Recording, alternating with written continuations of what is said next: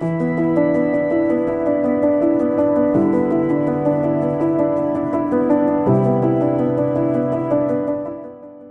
content is designed solely for adult audiences. No entry for minors. Viewer discretion is strongly advised. On September the 19th, 1934, the very day Bruno Hauptmann was arrested for the abduction and killing of Charles Lindbergh's baby boy, Dorothy Ann Distelhurst vanished in Nashville, Tennessee.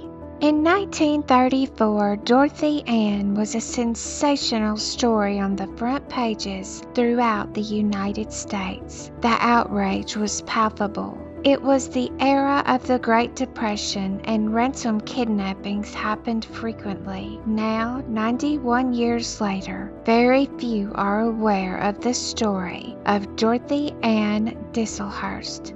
On January the 13th, 1928, Dorothy Ann Distelhurst was welcomed into the family of Ruby and Alfred Distelhurst. Alfred worked as a printing estimator and salesman at the Methodist Publishing House in Nashville, and Ruby was a devoted homemaker. On the 19th of September in 1934, 6-year-old Dorothy was going to a private kindergarten on Scott Avenue, which was an 18-minute walk from her home at 2021 Scott Avenue. Dorothy enjoyed her time at the kindergarten, which was just a short distance from where she lived. Around 1 p.m., the kindergarten day came to an end, and Dorothy set off for home. While it may raise eyebrows today to let a small child walk home unaccompanied, in the 1930s it was perfectly normal for young children to make their way alone over short distances. Around 1:15 p.m., a neighbor from 303 Scott Avenue observed Dorothy walking down the street in her blue and white checkered dress, carrying her pink lunchbox. This would be the last occasion anyone would see Dorothy alive. Although Dorothy was said to be on her journey home, her little sister, 4-year-old Martha Jane, was in the front yard of their family home, anxiously awaiting her sister's arrival. Unfortunately, as time continued to pass, there was no sign of Dorothy.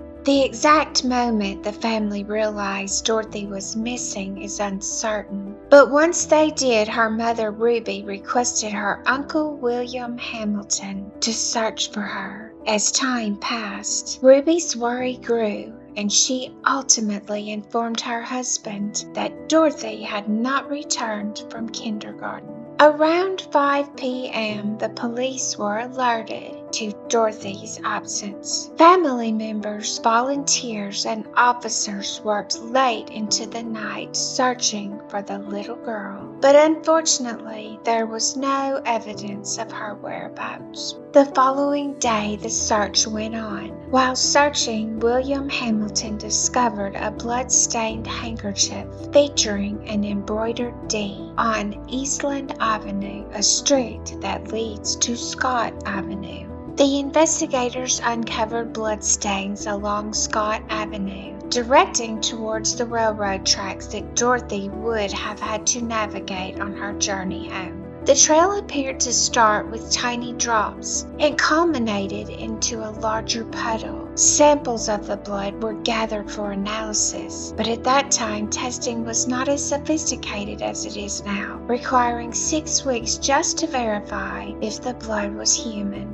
Until now, they had not received any messages from possible kidnappers requesting a ransom. On September the 22nd, 1934, Alfred Sr. spoke with several newspaper reporters, appealing to the kidnappers to contact the family to arrange for Dorothy's return. He also pointed out, however, that the family had limited funds available for a ransom, but he would do his best. On September the 30th, 1934, investigators revealed that the blood samples collected from Scott Avenue were indeed human. However, the identity of the blood's owner remained a mystery. On November the 7th, 1934, Alfred Sr. headed to New York after making contact with the kidnappers of Dorothy, as he had received 3 letters from them instructing him to go to New York and pay a ransom of $5,000. In 1934, that sum was equivalent to more than $117,000 today, which was certainly a challenging amount for the Distelhurst family to gather. As reported in news articles, Alfred seemed hopeful that he would see his daughter return to him in the days that followed. 6 days later, still in New York, Alfred's expectation was realized, but not in the manner anyone had wished for. On November the 13th, 1934, 2 workers at the Davidson County Tuberculosis Hospital were engaged in digging flower beds in a secluded area of the grounds when they found the nude, heavily decomposed remains of a small child inside a cardboard box. They swiftly contacted the police, and with the aid of dental records, the remains were subsequently identified as those of Dorothy Distelhurst.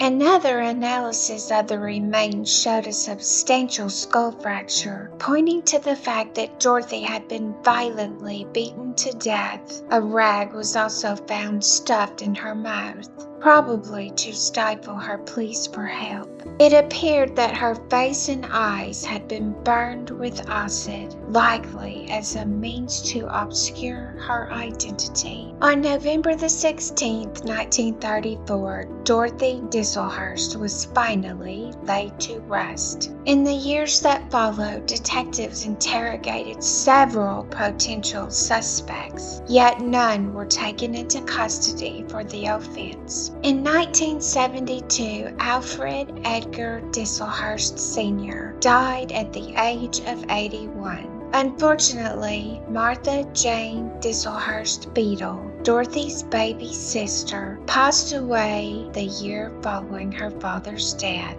Martha faced a tragic struggle with depression, which she lost on July the 1st, 1973. At the time, she was just 43 years old. Ruby Hamilton Distelhurst followed in 1985, reaching the age of 89.